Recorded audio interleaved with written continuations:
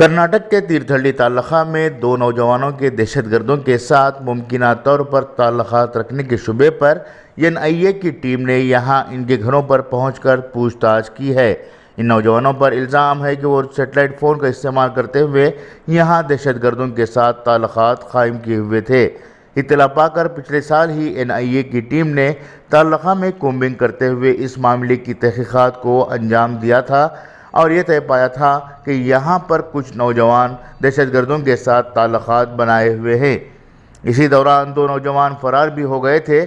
پورے ایک سال بعد دوبارہ این آئی اے کی ٹیم مفرور نوجوانوں کے گھروں کو جا کر پوچھ تاچھ کی ہے اور ان نوجوانوں کے تعلق سے معلومات اکٹھا کی ہے۔ این آئی اے کی ٹیم کے تیرتھلّی میں آنے کے بعد پھر ایک مرتبہ لوگوں میں خوف کا ماحول پیدا ہوا ہے۔ بیورو رپورٹ، انقلاب نیوز، شموگا۔